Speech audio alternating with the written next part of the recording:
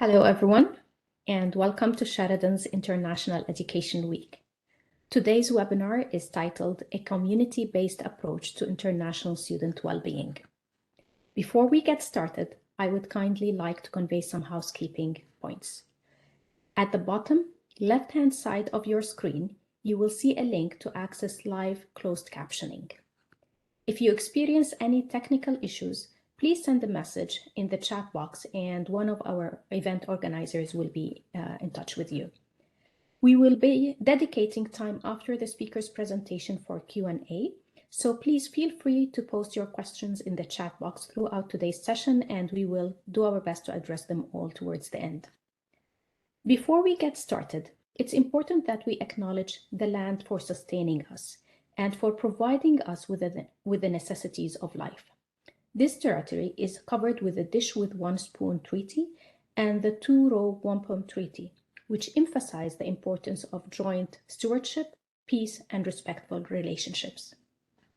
As we reflect on land acknowledgements, let us remember that we are all stewards of the land and of each other. We recognize the land on which we gather has been and still is the traditional territory of several indigenous nations, including the Anishinaabe, the Haudenosaunee Confederacy, the Wendat, the Métis, and the Mississaugas of the Credit First Nation. Since time immemorial, numerous indigenous nations and indigenous peoples have lived and passed through this territory. Sheridan affirms it is our collective responsibility to honor the land as we honor and respect those who have gone before us, those who are here, and those who are yet to come. We are grateful for the opportunity to be learning, working, and thriving on this land. We are convened today to discuss the well-being of international students. International students are important to the fabric of higher education institutions as they bring social and cultural diversity to their campuses, contributing to the creation of a progressive and enriching learning environment. They also are undeniably a source of revenue for many institutions. Host communities and countries have acknowledged the unique skill set, fresh outlook, young talent, and cultural perspective that international students bring, which help accelerate the growth of a nation, strengthen diplomatic ties, and address economic goals. Globally, the number of international students is expected to rise to 8 million by 2025, as per the Organization for Economic Cooperation and Development. And Canada is expected to continue to be one of the main host countries for international students. In 2019, Canada has become the world's third leading destination of international education. There was an increase of 135% of international student numbers between 2010 and 2020. By the end of 2021, the Canadian Bureau for International Education reported around 622,000 international students in Canada in all levels of study. 389,000 of them are enrolled in higher education institutions. The top 3 reasons for international students to choose Canada are reported to be our reputation as a safe and stable country, the reputation and quality of the education system in Canada, and that Canada offers a society that is generally tolerant and non-discriminatory. Furthermore, the Canadian Bureau for International Education reports that 72.5% of international students plan to apply for postgraduate permit, and 60% of them plan to apply for permanent residency in Canada. As international student population continues to climb in Canada, there is a heavy impetus to ensure their well-being. This is a responsibility of the whole ecosystem that surrounds and touches the lives of international students, whether it's federal, provincial, and municipal governments, higher education institutions, employers, community organizations, healthcare workers, social welfare groups, and so on. However, many academics and practitioners have cautioned of the fragmented and siloed approach that has resulted in many international students falling between the cracks. Both academic, research, and local community experiences signal that individual, institutional, and systemic issues exist which negatively impact the international student experience. Acknowledging these challenges, a grassroots initiative was launched earlier this year to establish a more intentional, collaborative, and proactive approach to international students' well-being in the city of Brampton in Ontario, Canada, a community that is home to many international students in Ontario and Canada as a whole. Led by the City of Brampton and Sheridan College, the goal of this initiative is to work collaboratively with all stakeholders towards building a brighter tomorrow for international students through providing seamless support to enhance their experience across all stages of their student journey, as prospective students, as current students, temporary workers, and for some, as even future residents or citizens. It's important to remember that while the issues and ideas that this grassroots initiative highlight are likely common to many communities, however, this work that Sheridan undertook was focused or specific on Brampton and Peel. During today's webinar, we learn more about the why and how of this grassroots initiative, what are its expected outcomes, and what the next steps are. I'm Amira Masri, the Director of the Center for Global Education and Internationalization at Sheridan College, and I'll be moderating this session today. Joining me is Rajan Sandhu, who serves as the Vice President, Strategic Alliance and General Counsel at Sheridan College, and is a key member of the Office of the President team. His portfolio areas include institutional strategic initiatives, strategic advice to the President, governance, legal services, privacy and access to information, records management, and policies and procedures. Rajan previously also held the roles of legal counsel, general counsel, and corporate secretary, and special advisor to the President. We also have Dr. Roopa Desai Trilokekar, who is an associate professor in the Faculty of Education at York University. She comes to an academic career after 20 years of experience as a professional in the field of international education in Canada, India, and the US. Her 2020 co-edited book, International Education as Public Policy in Canada, was awarded the Catalyst Award by the Canadian Bureau of International Education for bringing cutting-edge knowledge to the field of international education and made it to the Hill Times list of 100 best books in 2020. Her most recent research looks at a discourse analysis of the international students as ideal immigrants, global policy discourse across Australia, Germany, and Canada. And it's funded by the Social Sciences and Humanities Research Council of Canada. She was recently awarded the Fulbright Canada Research Chair in Public Diplomacy at the University of Southern California. Thank you, Roopa and Rajan, for joining us today, and over to you. Great. Thank you so much, Amira. So first of all, I just want to say how excited I am to be here with my co-presenters for Sheridan's International Education Week as we discuss this really important topic. So slide deck, oh, there we go. The slide deck is now shared. So first of all, I just want to let everybody know that we will be recording the session today. And the recording will be available to you after the session for your own use or to share with any of your colleagues. So the topic that we're going to talk about today is really about co-creating a community charter to enhance this international student experience.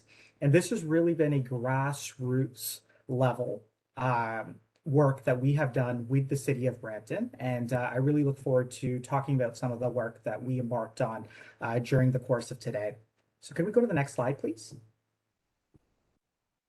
So in order to talk about how the charter really charted, we need to talk about the City of Brampton.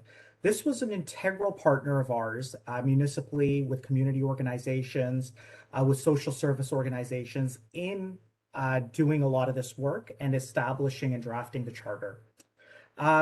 Sheridan College, we have 3 campuses. One of our campuses is in Brampton, one's in Mississauga, and one's in Oakville. So Brampton and Mississauga are both in the region of Peel within Ontario. But this work that we were doing was really embedded in the Brampton community.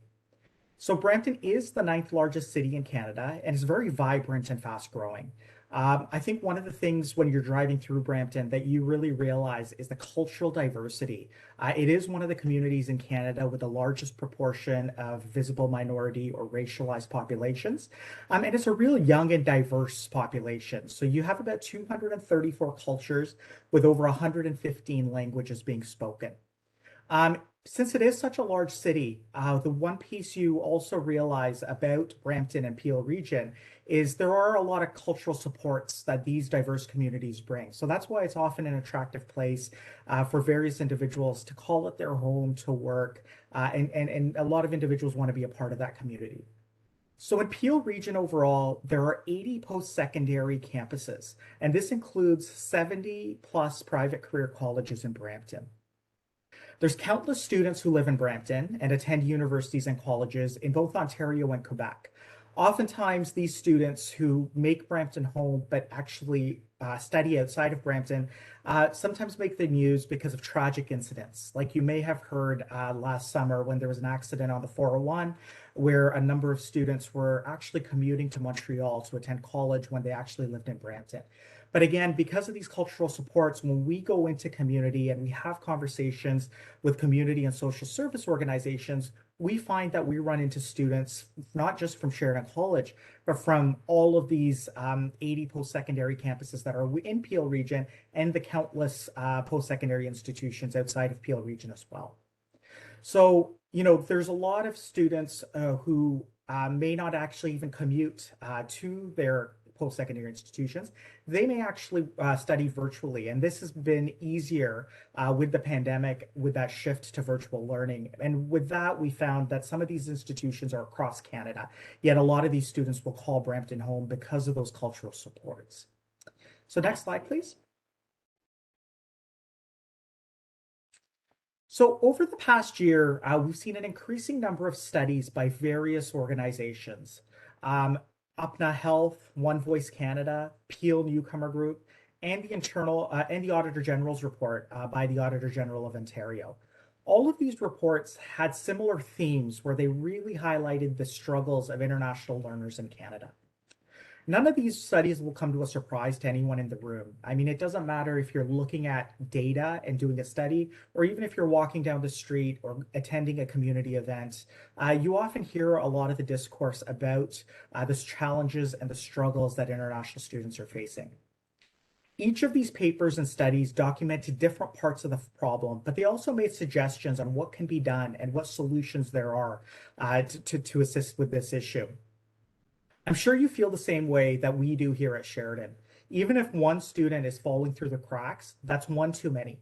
At Sheridan, we really pride ourselves on being educators and leaders deeply invested in the transformational power of post-secondary education. When I speak to my colleagues at Sheridan and other post-secondary institutions, they choose to be educators and choose to work within the post-secondary environment. We're concerned about every international learner. It doesn't matter what institution they're affiliated with or what university, college, or private college they attend. We're concerned about all international learners. Similar to health and well-being, there are determinants associated with learning, such as personal safety, food security, safe, affordable housing, and the sense of purpose and belonging.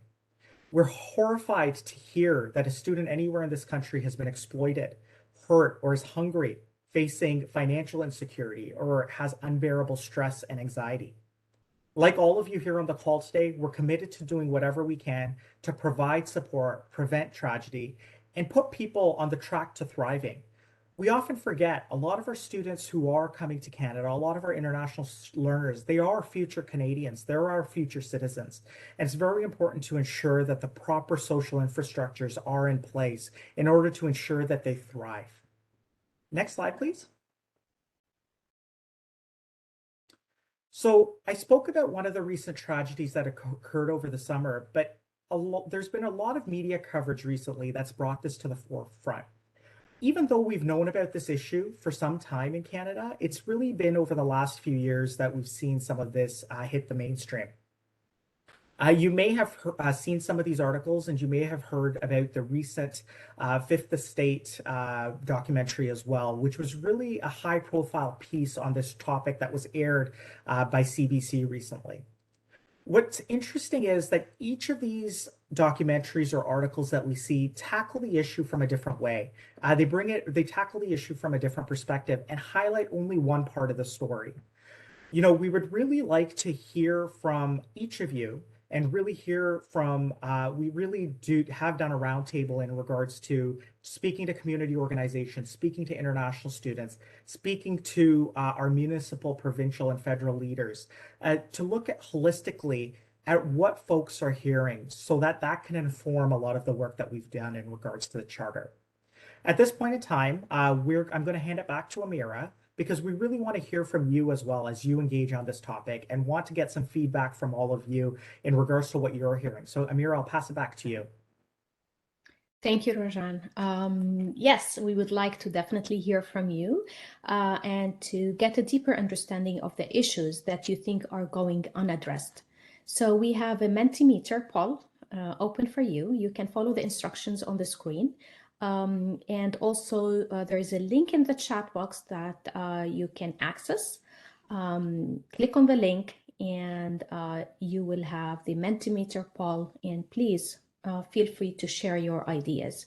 You will see that some responses will start appearing as you type, and we will give it like 2 to 3 minutes to hear from our audience.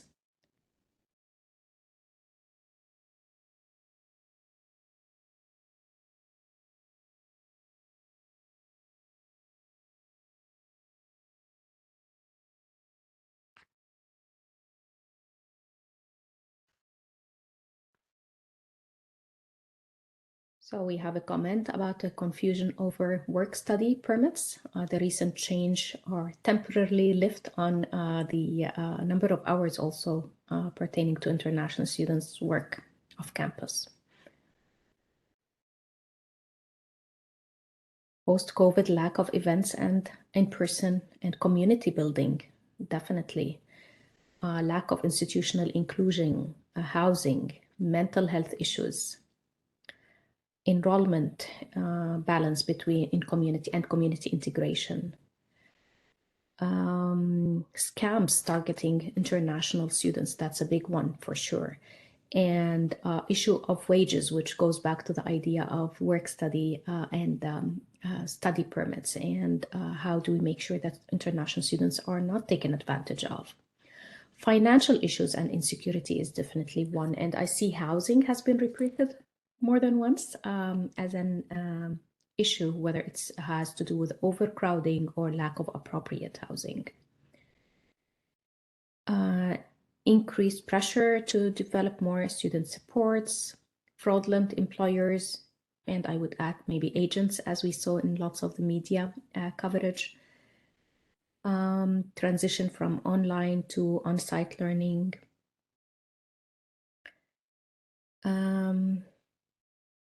Affording international tuition fees, postgraduate support. So after graduation, who is supporting those international students? That's a big piece as well.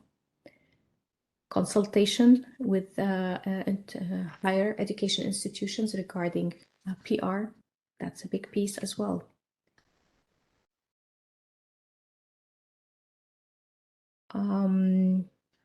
I think all of these are very, very valid observations and experiences, and they are certainly ones that we have heard about in Brampton and in Peel during our roundtable and the summit that was held, which I'm sure that Rajan and Roopa will cover a little bit more.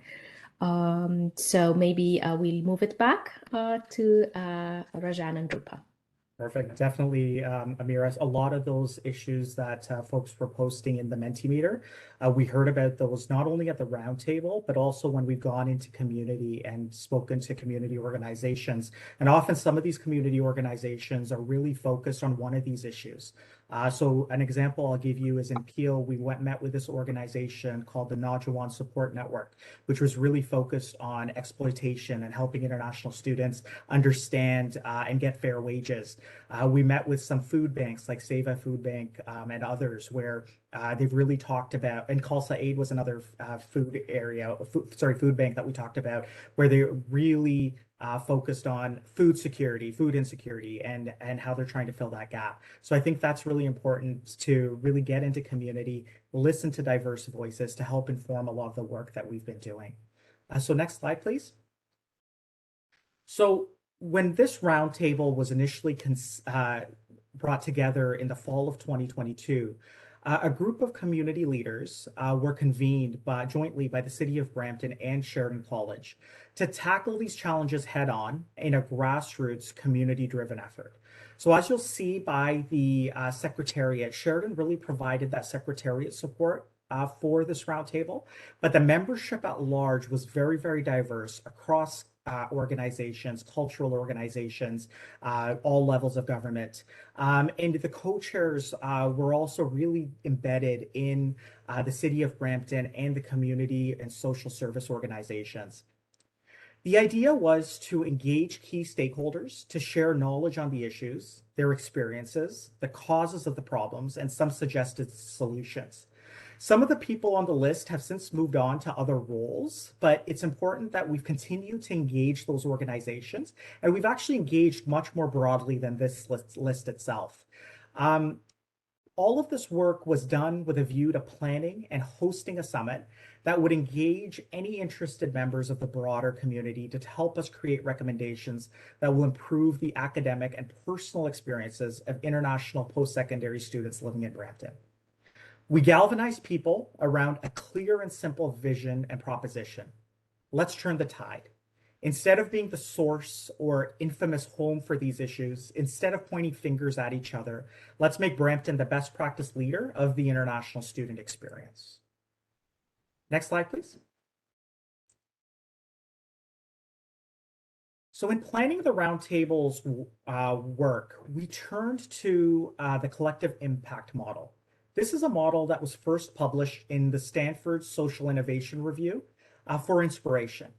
The model provided us with a framework for tackling complex problems or large-scale social change efforts.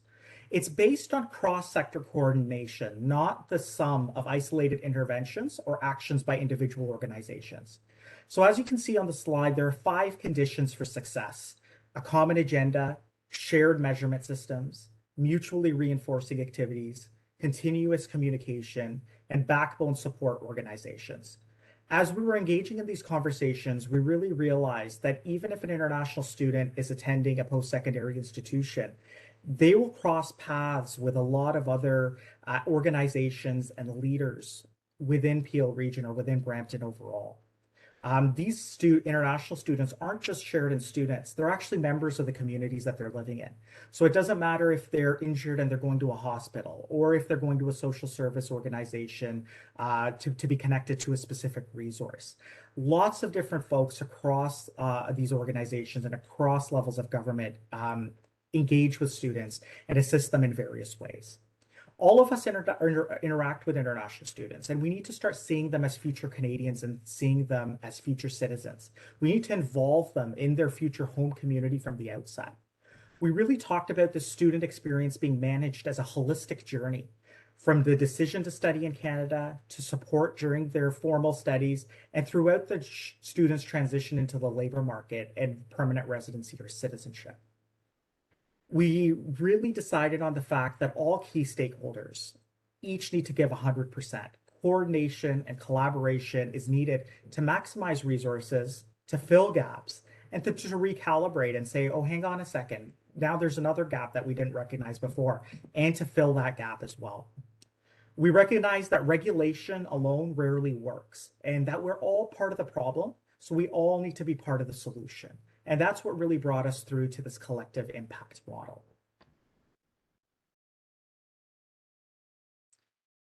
So the roundtable members, or our advisory group, we met 5 times over the fall and the winter, and their work is broken down into 4 key steps.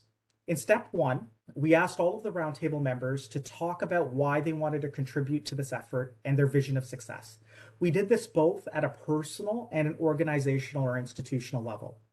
We asked them to identify the experiences and challenges that they're seeing firsthand so that we could define the problem that we wish to tackle.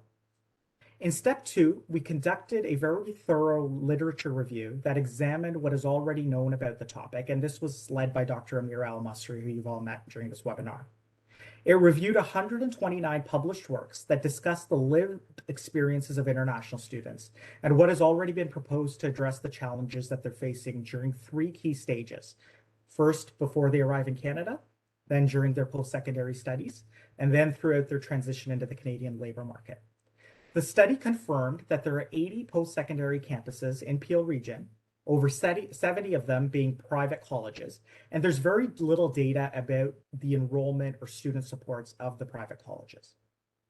In step 3, we identified early solutions. We asked roundtable members to think about short, medium, and long-term interventions that could help international students at all stages of their journey.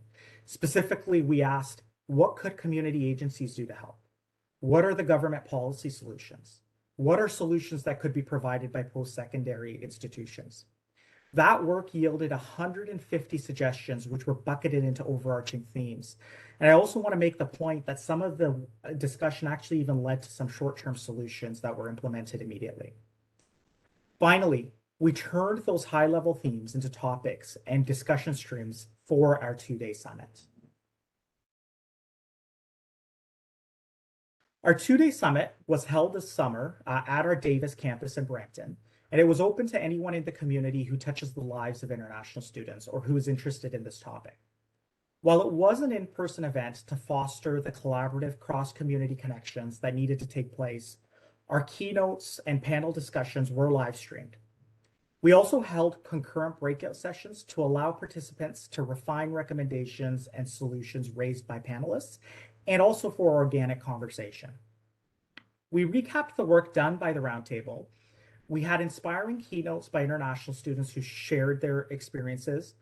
There was presentations on best practice examples from around the world related to government or policy interventions from the UK, Australia, and New Zealand. We also looked at post-secondary practices and service provisions by community agencies. To talk about this further, I'll pass it over to my colleague, Roopa. So Roopa, over to you. Thank you so much, Rajan. And as I'm dovetailing from his presentation, I might repeat a few of the points just to re-emphasize the approach. But before I begin, I do want to thank Amira and the Sheridan team, for inviting us to present on this very exciting opportunity I had as an academic working with the Sheridan group and folks in Brampton. From an academic perspective, it was very interesting, to build these new networks with the community and to really learn about international issues from various perspectives. And as you know, I'm from York, so I can freely say this, that Sheridan is the appropriate, I think, institution to have led this initiative, because they really demonstrate a leadership and collaborative approaches, and they're very visionary in how they work on specific issues, whether within the community or outside. So I have to applaud them for the endeavor, because I learned a lot as well in terms of how one works collaboratively on these specific issues. So I do, again, as I said, emphasize that. So next slide, please. As you can see, as Rajan said, when the roundtable met, the idea was to have a summit over the summer. And as you can see, this was the primary purpose as outlined on this slide. I just want to highlight that really, a lot of us coming together were very well aware that there are many gaps, there are many concerns, many issues. But I think what the summit did, and that was the primary purpose of the summit, is to really listen to one another and to understand the issue from each other's perspectives, because every stakeholder in terms of hosting international students has just part of the, can see just part of the problem and part of the solution. So this idea of bringing a diverse community to really speak with one another in support of one another, as well as their own work, was sort of primarily the idea of bringing different stakeholders. And when I speak community, it was both community local, but the approach was to really bring in different folks from across Brampton, but even outside the region who would be interested, whose lives in any way or their interest in any way intersected with that of international students within their communities. So there was a lot of effort put in to bring international students, domestic students, subject experts in the field, and as I said, community members that I'll speak about in a few minutes. But the ultimate goal of bringing folks together in terms of a summit was to really develop a charter at the end of it, to really develop a community charter. And that's, again, something we will speak about in a minute. Next, please. So as you can see at the summit, we had very many different folks participating. And I just want to highlight, it was a 2-day summit.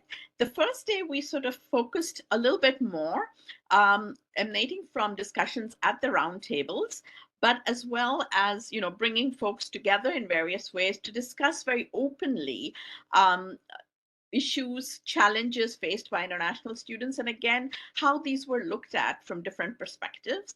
And the second day, we planned and allowed time for us to focus as a group on best practices, what they look like, plans for action, and measures of accountability, which is something that's embedded in the charter itself. It is an action plan to make a difference eventually. Just by way of delegates, as you can see, we had large representation both in person and online. And just to give you an idea of sort of the diversity we were able to gather together, as you can see, we had both public and private post-secondary institutions, universities, colleges, and private career colleges attend. We had international students, domestic students. We had social service agencies, cultural groups, a lot of representation also, to my surprise, from the health sector, immigration, agents, as well as from the government. We had folks from, again, going back to the government, at all levels of government, we had representation, the federal, the provincial, and the local level. As I mentioned, we had immigration and recruitment agents attend, police and fire department representatives. We had landlords. A lot of you spoke about housing issues. We did have representation from landlords, real estate agents, and city developers, and even some just local residents who were concerned and wanted to participate in this discussion. So really wide representation. And as you can see, we were fortunate to bring in the media because I think they have an important role. They're an important stakeholder in these discussions. And that was actually one of the very popular sessions at the summit itself, where we brought in a range of media representatives to talk about the issues they see, the narratives they see, and how one can focus on shifting some of these narratives in the long run in terms of building the story of how we understand the international student experience. Next, please. So there were a lot of various issues that were heard, obviously, in terms of our discussion. And we have an excellent, Sheridan has done an excellent job with producing all of these materials and posting them up on a website, easy access one. So if you wanted to look at the summit, how it was developed, what the sessions were, it's all up there for you to easily access. There's a lot of different issues that some of them are exactly the ones you just mentioned in the Mentimeter. There were several issues, but we sort of streamlined and identified those that we thought were very, very important in terms of things that we needed to think about addressing when it came to not only the summit, but mostly thinking forward in terms of how we were going to develop the charter. So I'm just going to highlight a few key points that we heard consistently.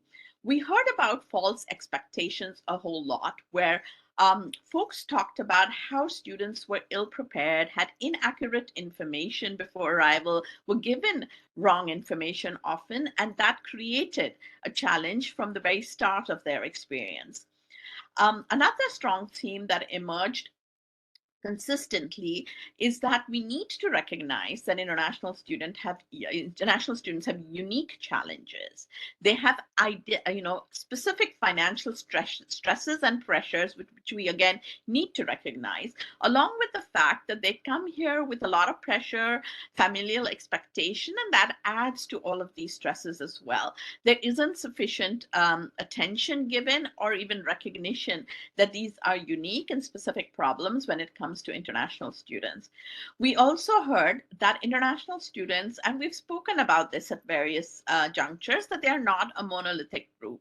They're very diverse in their backgrounds, in their needs, in their expectations. But one of the things that came through our discussions is they are a vulnerable group, and within that group, specifically women face more challenges in many different ways, and international students, in terms of their intersectional identities as well, we need to give special recognition on how that increases subpopulation vulnerabilities when it comes to international students.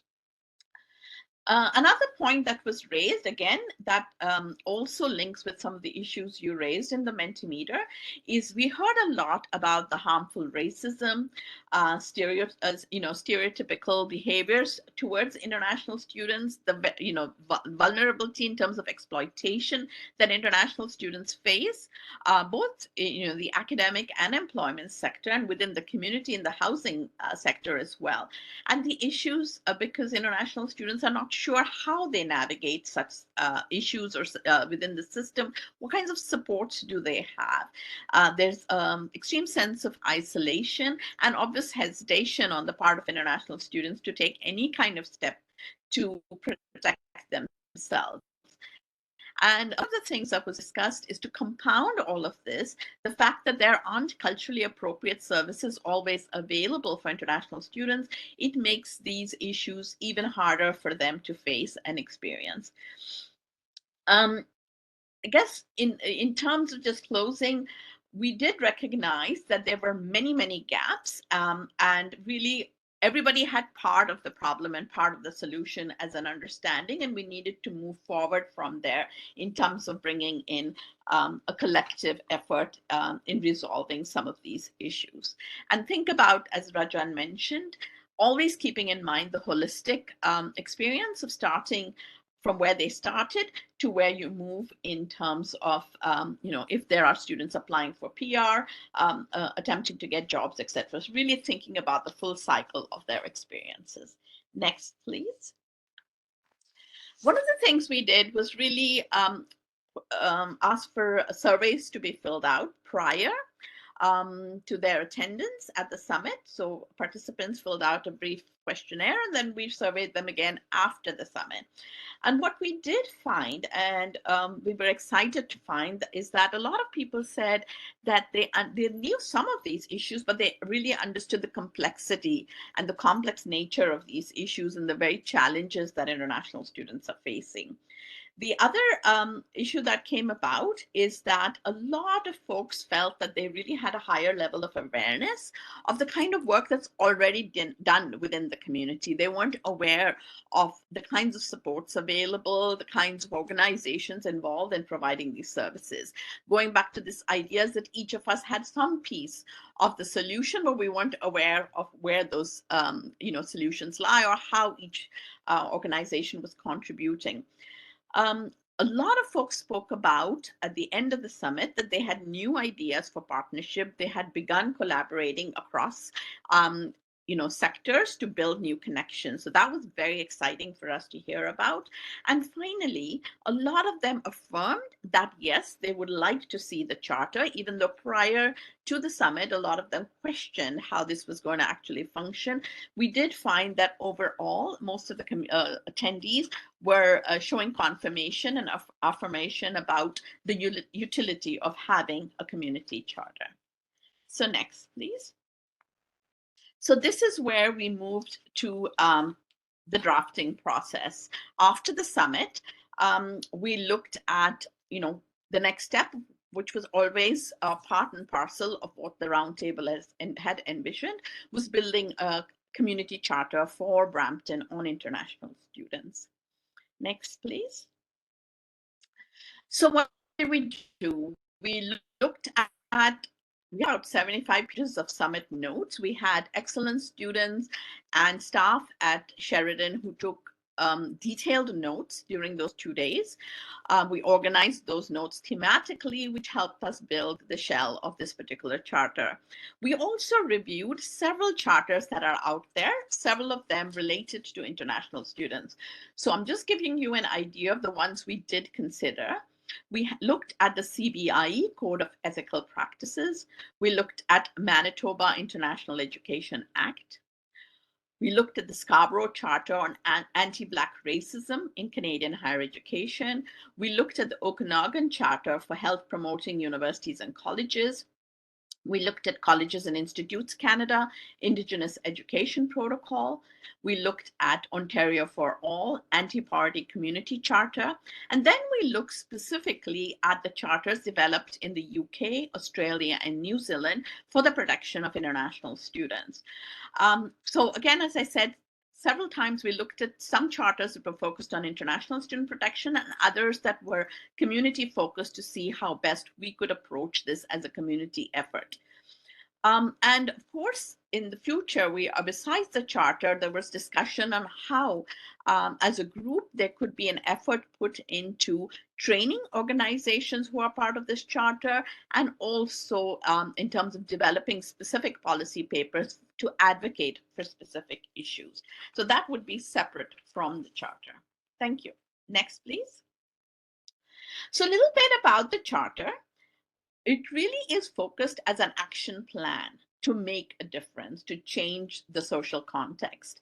Our aim in producing the charter is really to have a common language and a common vision that would be shared by the community, to identify principles that would define the approaches in terms of this charter, to build and ensure commitment to continuous assessment and improvement, something very core to the charter, and to champion positive reinforcement, to go back to Rajan's point of building Brampton and maintaining Brampton's leadership in improving the international student experience.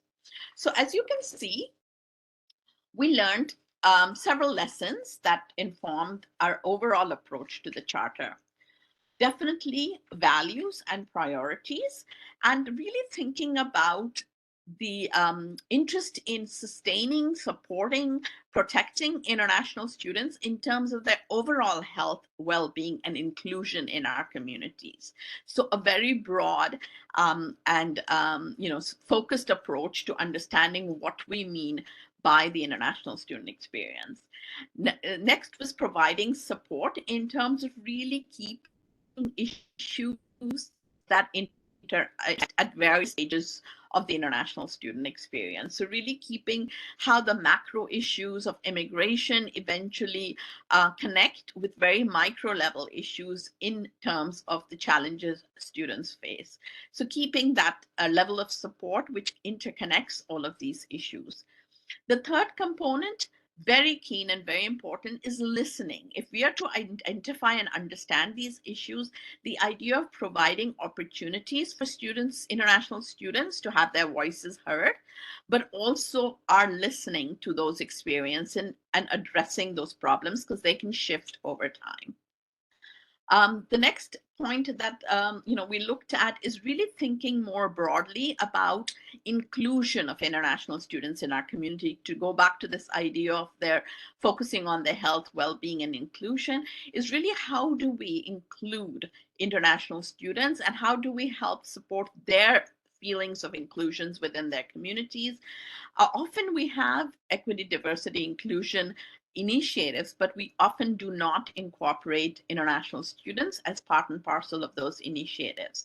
And through those initiatives, then, how do we establish trust within the international student community and collaborate across rather than compete across different organizations to be able to build that trust and support? Another part that I mentioned, media has an important role, and I think all of us within the community, include post-secondary institutions, have an important role in terms of the narratives we build around international students. This is not to say that we stop the negative narratives, but really there are so many narratives of resilience, of really, the efforts that students put in. So really thinking through, how do we build a narrative? Because after all, that influences how we perceive and how we then treat international students within our communities. And finally, this idea that really accountability is key.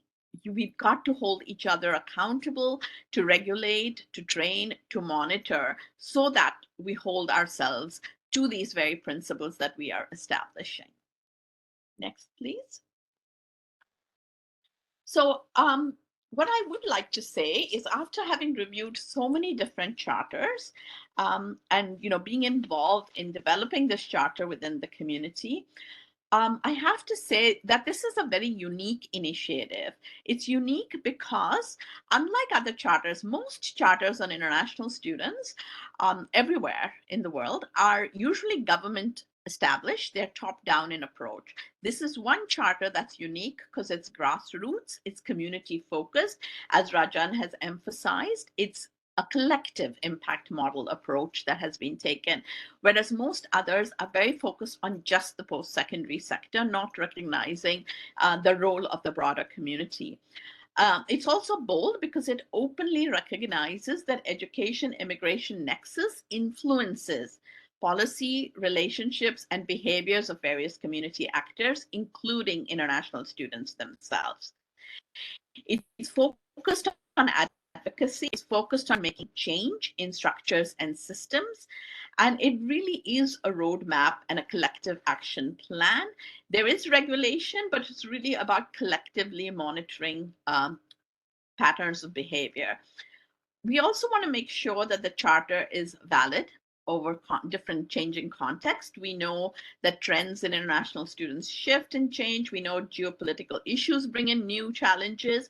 So we want to bear in mind that there will be shifts and changes in the future, and we want to keep this charter as relevant as possible. Final slide, thank you, from my end. Rajan will tell you more about accessing the charter and information related, but I'll just end by saying that the charter has been developed with a three-pronged approach: establishing guiding principles, establishing specific actions, and establishing specific accountability measures. We're very keen to focus on these because we do realize you can establish charters and then they stay on a shelf and don't really have teeth in terms of making changes. So I think I'll end there because Rajan's going to pick up and tell you how they're going to work through this charter and bringing it to the community and having participation from the community. So I'll turn it back over to you, Rajan. Thank you. Thanks, Roopa. I just want to acknowledge that we are seeing questions come into the chat, but we'll address those at the end once the presentation is done. While we can't share the charter just yet, or a draft of the charter, it will be coming out very soon. I can talk in broad terms about what it includes and what we heard at the summit. So it does call for action on housing and transit, community safety and bylaws, tenant rights, workers' rights. It calls for changes on how information is provided to prospective students and their parents in their home countries before they even apply to study in Canada. The charter also tries to establish some accountability measures so that it's a living document that keeps building positive momentum by all of the signatories. Like I said, there's a lot more to come on that, but what we're doing right now is we're garnering input from the roundtable members. We're preparing to go out and get input from the broader Brampton community, including municipal government. And then we will also be sharing it and getting input and feedback from community organizations and cultural organizations as well. So next slide, please. So here are some of the key lessons that we've learned throughout this process. International students become future citizens. They are future Canadians, and we need to involve them in their future home community from the outset. Even something as simple as a funding model, when community organizations or social organizations apply for funding, many of them are actually serving international students, but won't receive funding for international students because they're considered temporary residents. So that's a real policy challenge that we also worked on. The student experience has to be managed as a holistic journey, from the decision to study in Canada all the way through to permanent residency, if that's what a student chooses to do. It can't be disjointed. For the student, that's their entire life cycle and their journey as becoming a Canadian. Key stakeholders each need to give 100%. Coordination and collaboration is needed to maximize the resources and fill the gaps. We know that regulation alone doesn't work. And because we're all part of the problem, we all need to be part of the solution. So before we open it up for questions, we would like to hear again from all of you, because we want to ensure that all of you stay engaged. We want to make sure that you visit our summit website, which is sort of a living website, and it's constantly being updated, and we'll share that link in the chat. We are happy to engage with you or your organizations further, whether that's through detailed presentations or engaging you once the charter draft is ready to be shared. So with that, Amira, I'll turn it over to you for the next Mentimeter question. Thank you so much, Rajan and Roopa. So our next question is charters and codes of ethics often struggle with adoption and accountability, especially if they are voluntary. What measures or metrics can you think of that might inspire organizations to meaningfully participate in our proposed charter? Once again, please go to the Mentimeter and insert your thoughts and ideas there. The Mentimeter link will also be is already posted in the chat box, so feel free to go there.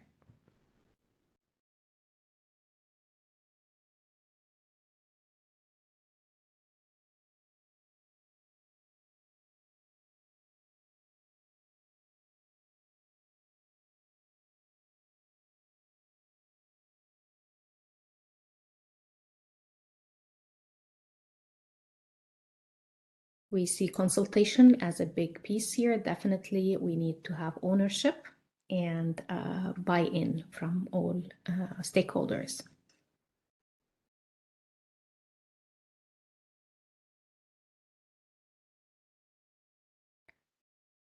We see incentivization as a piece, and we'd love to hear what kind of incentives are you thinking of to meaningfully have people participate. Compensation, which goes along with incentivization. Accountability is a big piece. Public commitment from all, and inviting all partners to participate, which is also another key piece, and a key pillar of the whole charter is the collaborative approach. Support from funders, sharing experiences, promoting the charter with the broader community, and I guess this is something that we are seeking your support with, to engage with your organizations, and we would be happy to come and present there. Recognition as a form of incentive, reciprocity, listening to what they know about our students.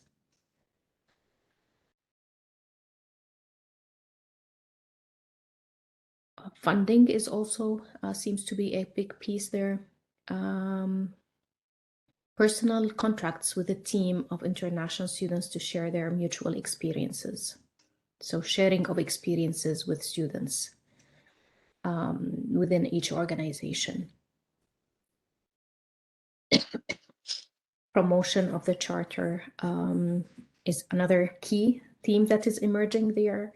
And we see public media visibility throughout. And this is something that Roopa has stressed, the role of the media as a public venue to share experiences and ideas. Using existing resources, have different levels of government endorse and respond. This is also key. Practical solutions for organizations, providing onboarding supports and employment. So looking at the full cycle of the international student experience, pre, during, and post. A panel of discussions of best practices regularly. So just engaging in this regular dialogue with different stakeholders, that is very important. And updates on where the charter has been, and what are the next steps, and what are the best practices that are emerging out of the charter. Amazing input there.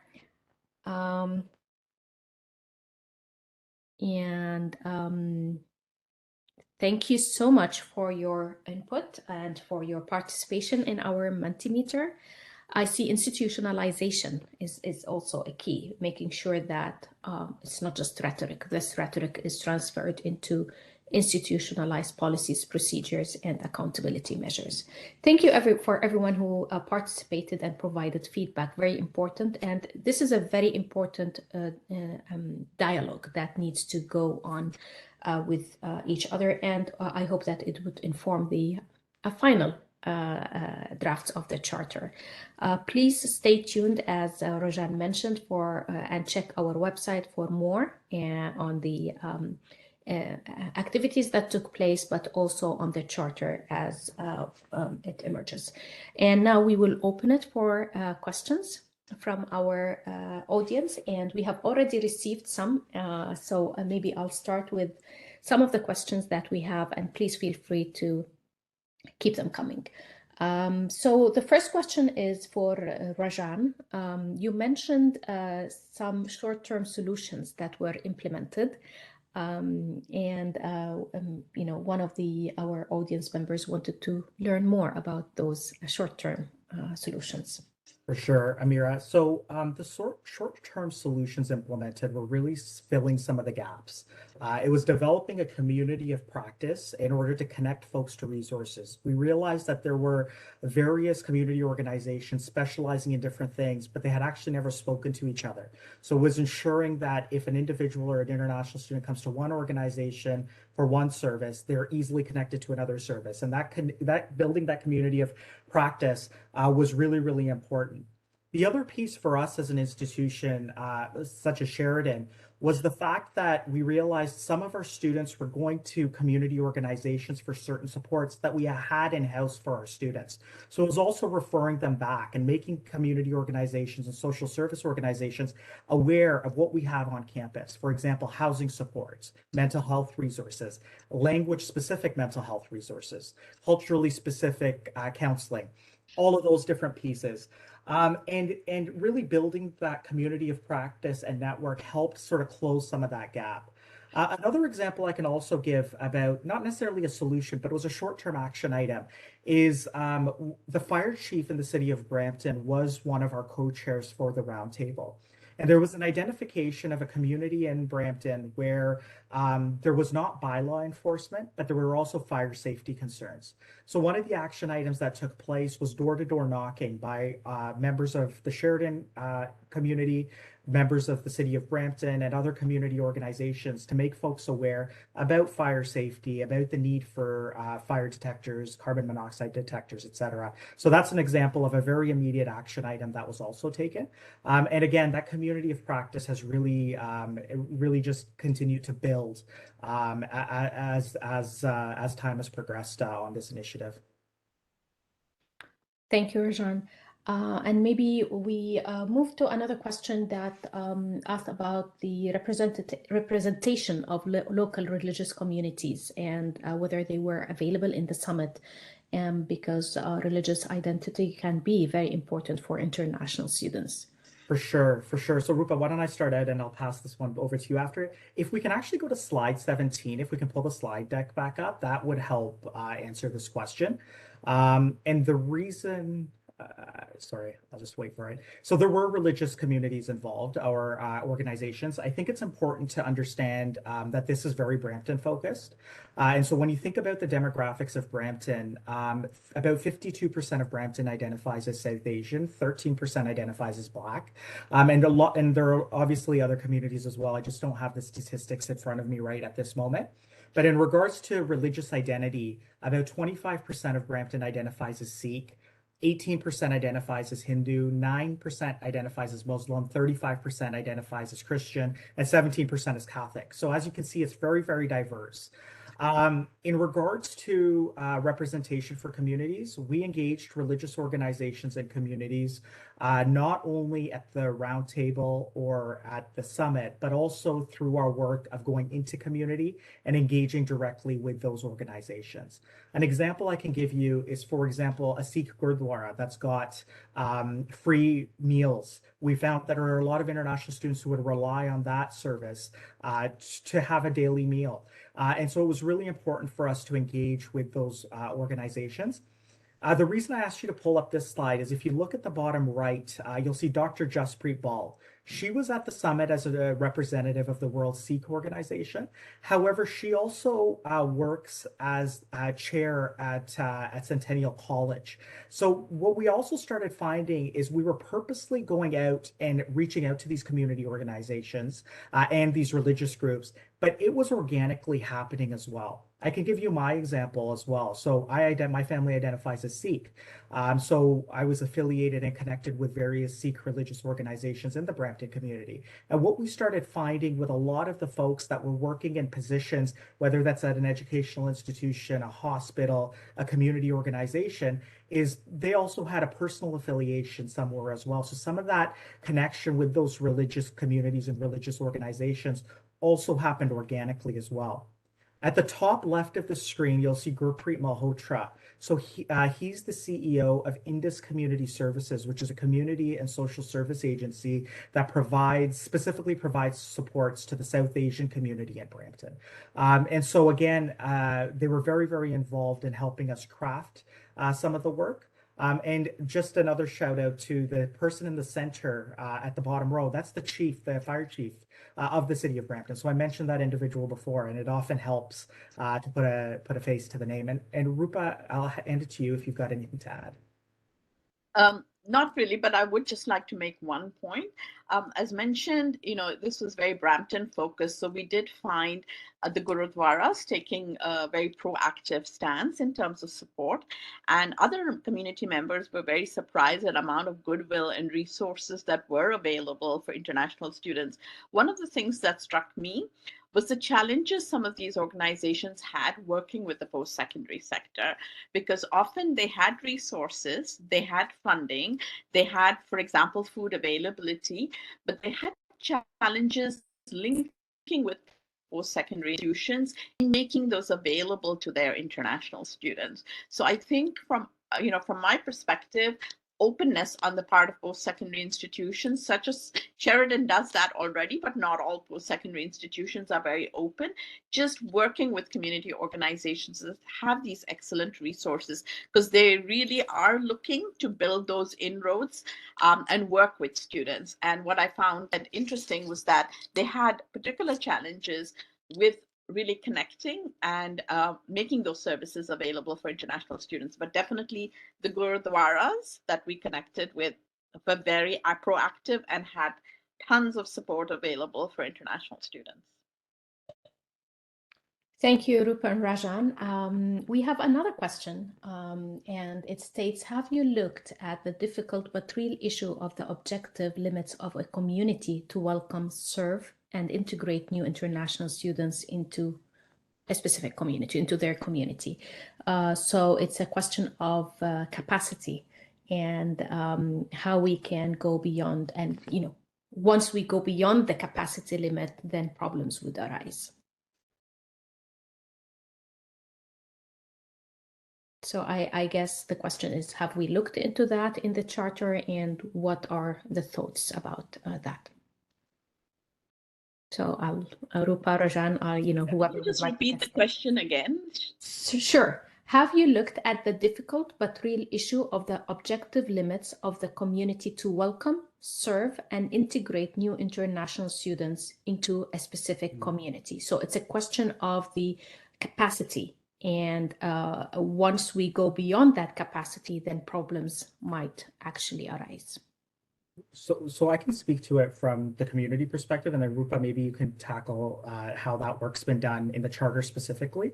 So this is a really interesting question because, and it actually bubbled up and arose in different forms over and over and over again in regards to our conversations. I mean, we consistently heard things like, well, Brampton is one city. How much can one city really absorb?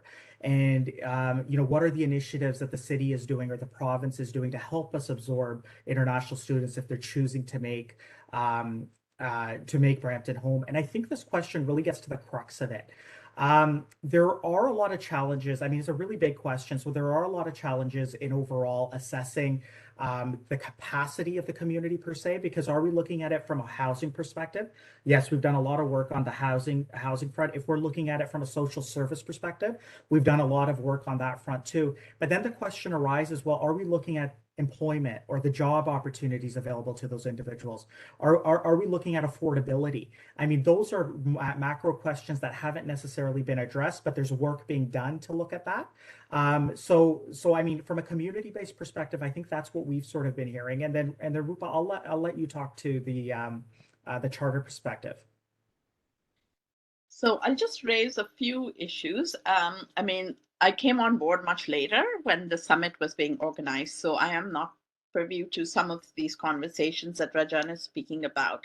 But from my observation, at the summit, and as we're discussing with different folks developing the charter, there's a clear message across the community that international students are wanted. They're appreciated and they're needed by the community.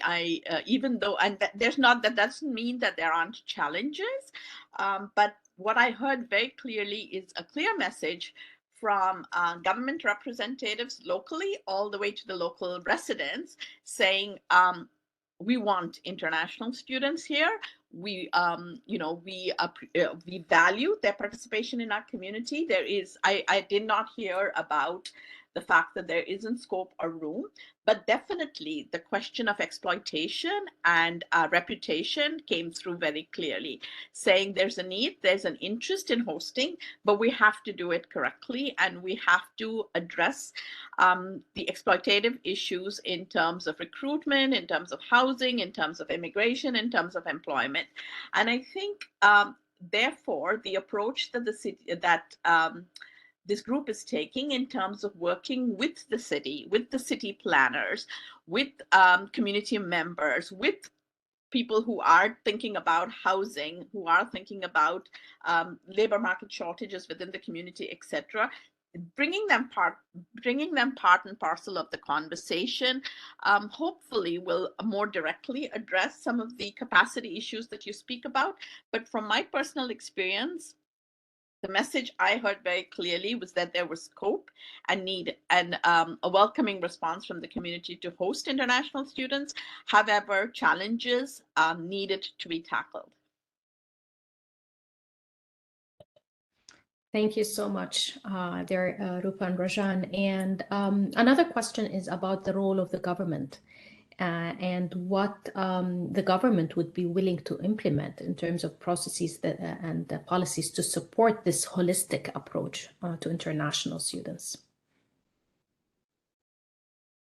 I can start out, Rajan, and then you can add in. I think part of what this experience taught us was you can't finger point at any one organization, or can't expect one organization, be it the government, be it the, because in Canada, the typical conversation when you talk about government, you start having the federal, back and forth, who's responsible for what. So I think part of what we learned through this whole exercise is that definitely as a community, you have a role to bring forth issues to all different levels of government, to advocate on behalf of various issues, and put pressure where needed to make the shifts and necessary changes. So I think we have to shift that mindset of talking about, well, the post-secondary institutions can be responsible for this. The government is responsible for this. No, if it is, for example, a matter of immigration, at that time, the 20-hour limit still existed. A lot of folks were interested in pushing that forward.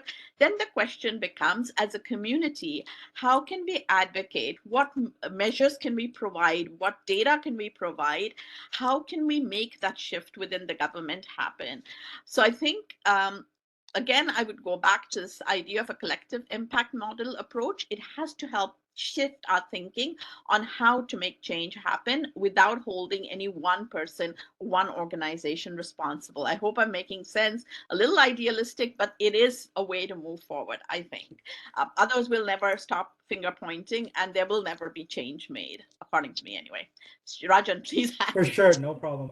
So 100% agree with you, Roopa. I think the example that you used about the 20-hour limit, I think that is a very good example, because what we found over a year ago or about a year ago when this work started, is that 20-hour limit issue kept coming up. And what we found through our work on the charter, on the summit, on the roundtable, was community organizations.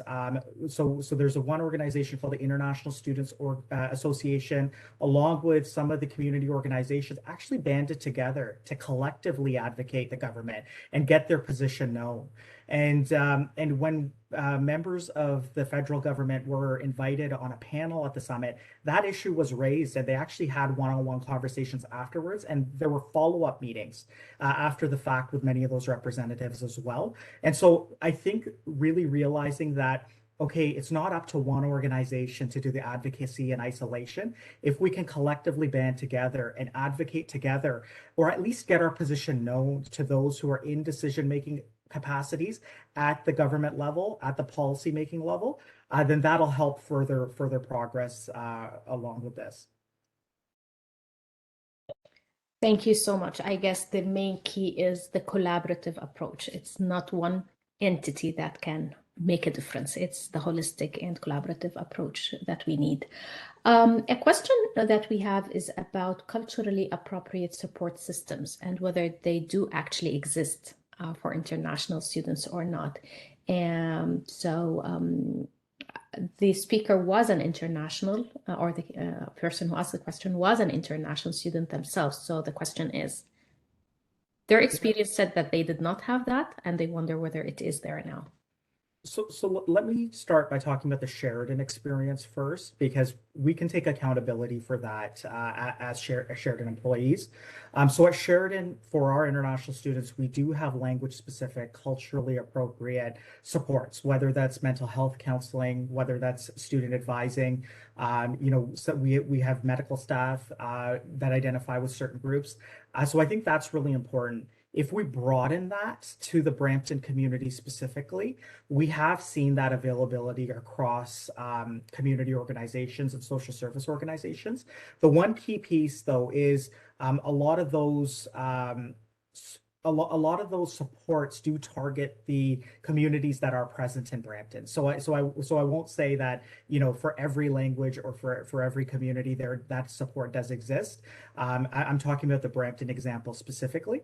The other part of this question also, in regards to culturally specific or language specific supports, is some of these community organizations also rely on funding, government funding, grants, things like that. So sometimes that's also a limiter for them. But I would say if we had gone back 20 years or even 10 years versus where we are at now, both at Sheridan as an institution and the City of Brampton as a community, I think we're a lot further along in ensuring that those culturally specific, language specific supports are available, even at the hospitals. Even if you are going to Service Canada to get your SIN number, those services exist now in that community where they didn't necessarily exist there before. I would again reinforce definitely there's shifts, as Rajan mentioned. But I would, and it's something we've built into the charter, I would say we have a long way to go still in terms of building culturally sensitive and even recognizing what it means to be culturally responsible and sensitive in many ways. Just to give you a few examples, there were a few folks who were from medical, facilities, whether within the post-secondary sector or outside, who spoke about the fact that oftentimes, certain students from specific countries who come, as international students have specific health-related issues that are never identified because there isn't that, again, going back to this idea of cultural sensitivity, it doesn't come, to anyone's mind that this is something that needs to be tested for, or these are specific issues for this specific population. When it comes to food and requirements for food on campuses or elsewhere, there's very little recognition. And partly, and Amira and I've talked about it several times in the past, we do have institutions are becoming much more focused on EDI, equity, diversity, and inclusion, but it's surprising how rarely we include issues of international students within our EDI initiatives and really focus in on recognizing how does EDI look different or feel different for the international student in terms of their experiences. And I think this reinforces the reason why post-secondary institutions need to link with community organizations, be they the Gurudwara, be they other settlement agencies, because they have a better pulse on what it means to be culturally appropriate. And we have lots of learnings to do from there. Working collaboratively, bringing in staff from there on our campuses. There's lots of room in my mind on, moving us towards becoming much more culturally sensitive in the true sense of the word when it comes to international students from various parts of the world as well. Thank you. We always need to start somewhere in order to move forward, for sure.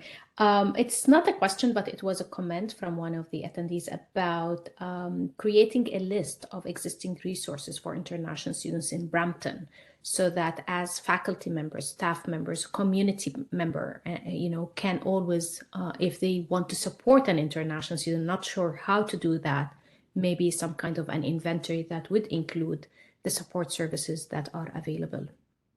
Yeah, for sure. So I see that that's from one of our Sheridan community members. So that does exist at Sheridan. We do have a list of resources, both for our students through sort of student services team. We can make sure that that's more easily accessible and that's shared with faculty members and others as well.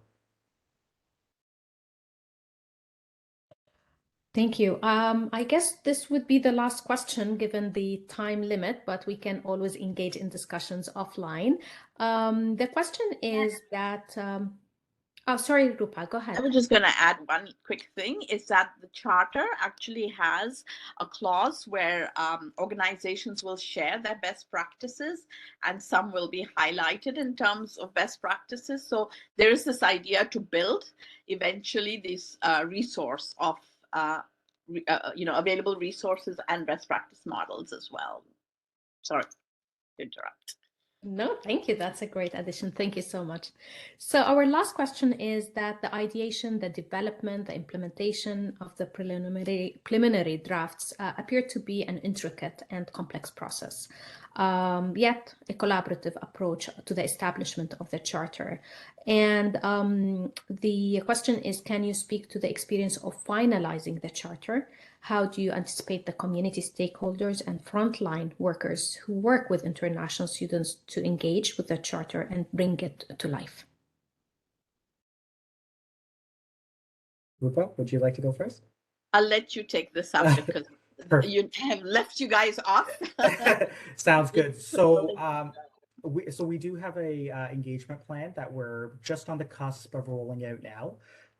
It starts out with the members that were actually at the roundtable, and we'll be engaging with them, and then broader consultation with the City of Brampton specifically, since they were our co-partners and co-leads in rolling this out. After that point, there will be there's some public consultations planned. There's consultations with specific community organizations planned, and so that whole plan is going to be rolled out so that the charter is finalized in early 2023. What you can do though is, like I said before, we have the charter website that's going to be updated. It's a living website.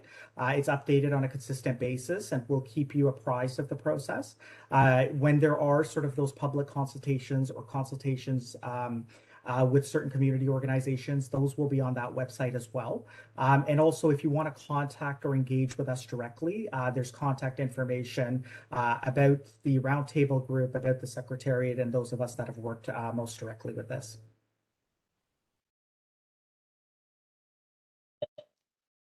I think, a question that builds on the same one, and I think you addressed it, Rajan, is that it seems that this charter could be something that is to be replicated and adapted to many different communities. So who is the best person to contact for specific questions regarding this process? Yeah, and actually that was the idea. So when we started developing this, the idea was that, okay, we're focused on Brampton, and this is something that can be replicated. And I just want to identify, we're in 3 different communities. We're in Brampton, Mississauga, and Oakville. So even internally, as Sheridan as an institution, we've got work to do as well, and stakeholders to engage in our other communities. And so definitely that was the idea, that this overall model can be replicated and specifically for various communities across the country or even across the world. So again, the website is the best place to get our contact information. That will come to sort of all of us on the Secretariat, Christine Sustachik, who's our Vice President, External Relations, Amira, myself, and Roopa has been very engaged as well from York. So that's probably the group. So if you get the contact information from there and reach out to us, you'll be connected into the team that's been working on this.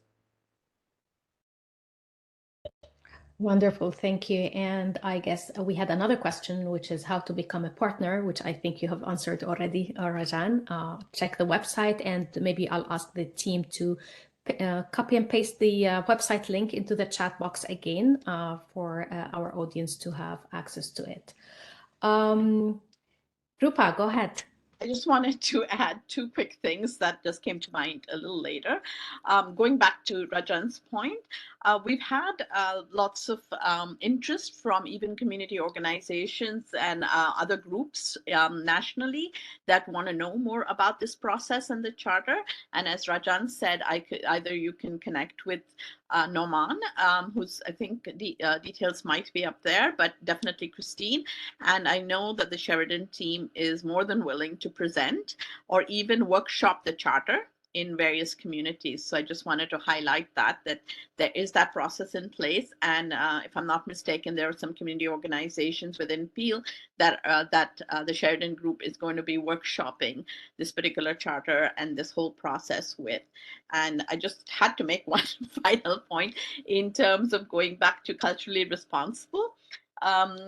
This idea that there's lots of room to really become culturally responsible vis-a-vis international students. If you look at career centers, there's tons of work that we can do to become more culturally responsible in terms of understanding the challenges international students face when it comes to the labor market, which is distinctly different from several of our domestic students. So if you just take that one example, we know there's lots of work to be done within the post-secondary sector. Sorry to be re-emphasizing this point, but I just needed to do that. It's a very, very valid point for sure. And I think it's a career development for students, but also awareness for employers in terms of, being more acceptable and welcoming for students that come from so many different backgrounds. I think, we had a very rich conversation here. And we hope that we would continue this dialogue with everyone that is within the Brampton and Peel region, but also others that are interested in replicating or adapting the same experience in their own contexts. Like it was said, please look out for an email updating you on the when the charter has been posted on the website. Visit our website regularly, and we would love to hear your feedback and input. We value it deeply. And my sincere gratitude to Roopa and Rajan for joining us today. Thank you so much. And thanks, everyone. And the recording of the webinar will be posted on the source. So if you would like to use it to share it with your institution, a link will be has just been posted now. Feel free to access it in the next couple of days until we just do the closed captioning and so on, and it will be available for everyone. Thank you so so much, Thank you. everyone. Thank Take you care. very much. Thanks, Rajan.